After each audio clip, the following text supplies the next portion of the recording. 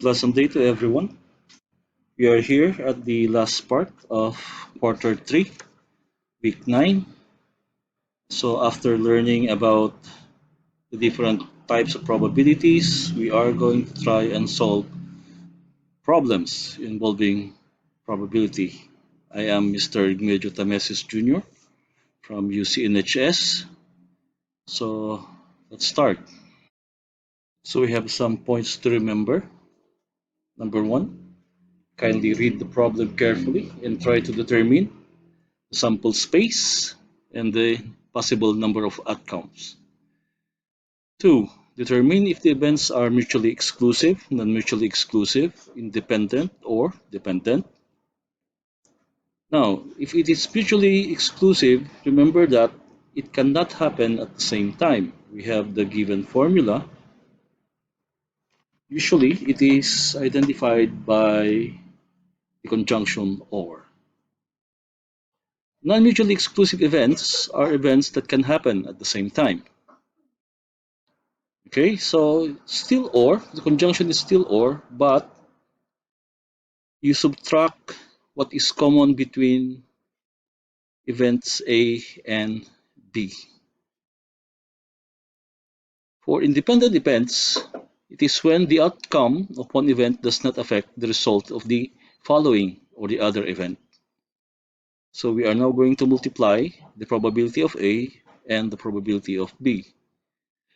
For dependent events, it is when the outcome of the event or one event affects the results of the next or the other event. So still multiplication, but the second probability is B after A. Okay, so it is usually represented by B bar A. The conjunctions or and then will help you identify the given problem, whether they are mutually exclusive, non-mutually exclusive, independent, or dependent. Let's try some examples for activity 1, titled Are You Ready? So you are given 52 cards, standard deck. What is the probability of a red card, a heart, a black or a red card, a 6 or a face card, a red or a queen card, a 7 or a heart card? Okay, so we have the solutions. For a red card, so how many red cards are there? How many uh, cards do we have in all? So you have the number of red cards, which is 26, and the total number of cards, which is 52. So you simply divide. So you have here 1/2, which is 26 all over 52 reduced to its lowest term, or we could have it as a decimal or as a percentage. Okay. Now, for a heart card, how many heart cards do we have? There are 13. Again, reduce it to lowest term. You have 1/4, decimal form, percentage form.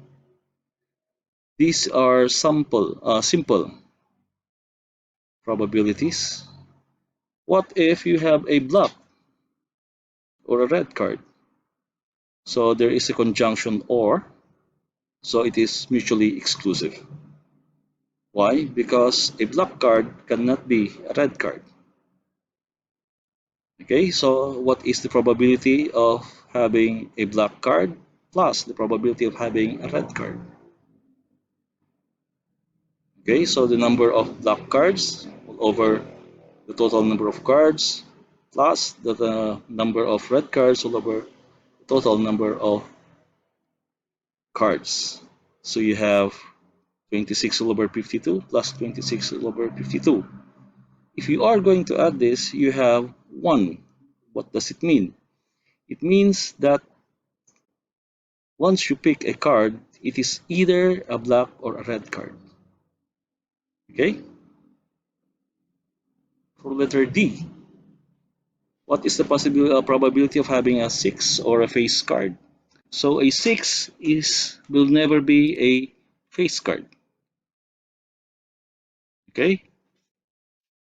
So how many sixes do we have? How many face cards do we have? So you have six cards. You have 12 face cards. You just add them.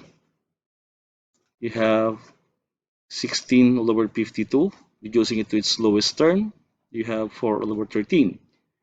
Now, if you are going to divide this, you are going to have a value that is decimal in nature, but it is a non-repeating, non-terminating decimal. Therefore, you should stick to its fractional form, 4 all over 13.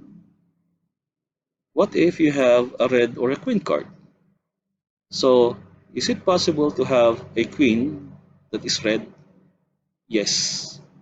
So this is a non-mutually exclusive event. So there are red queens. Okay? So that is what is common between event A and event B. So we just apply again the formula. Number of red cards plus number of queen cards. You subtract how many red queens there are.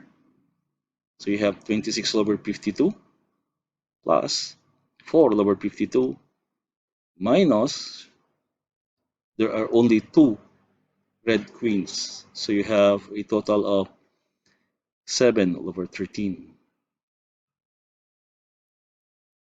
Now, letter F is the same with letter E. So you could have a heart that is a number 7.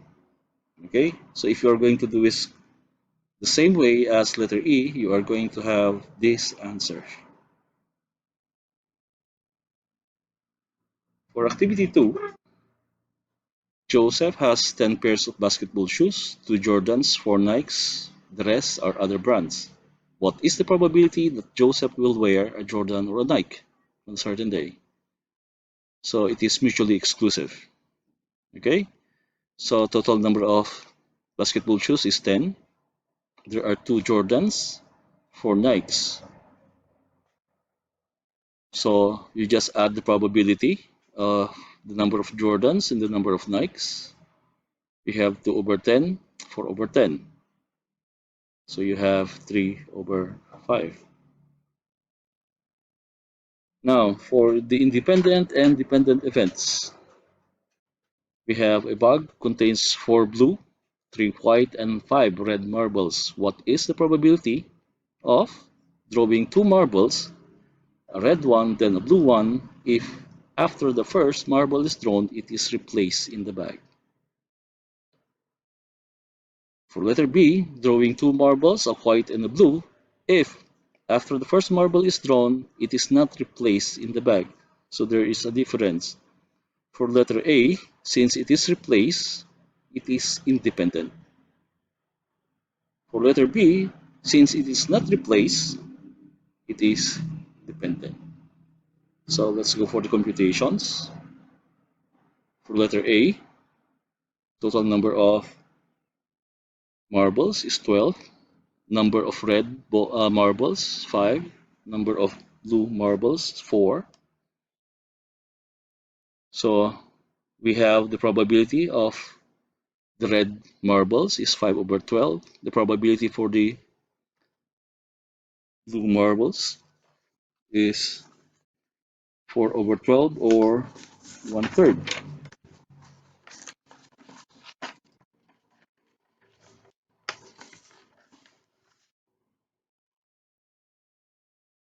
So we simply apply multiplication of the two probabilities. Now, take note, it is written there that 4 over 12 is reduced to its lowest term. So we have 5 over 12 multiplied by 1 all over 3. So we have 5 all over 36. Again, it would be best to write this in its fractional form. For letter B, we have 3 white marbles. but the total of 12.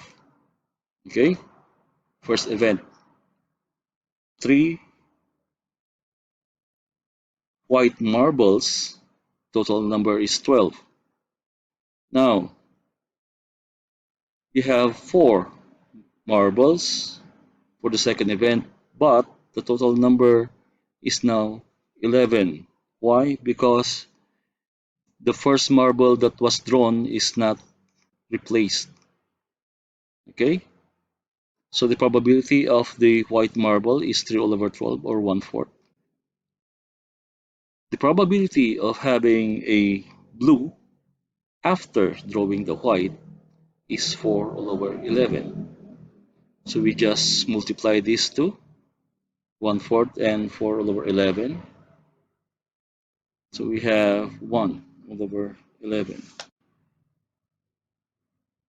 Again, so we have the thinking man, means it is the end of the topic. Before I go, I will leave you with a quote from Oscar Wilde, an Irish poet and playwright. He says, "Experience is the hardest kind of teacher. It gives you the test first and the lesson afterward." Thank you, and let us be ready for the fourth quarter. So see you again soon.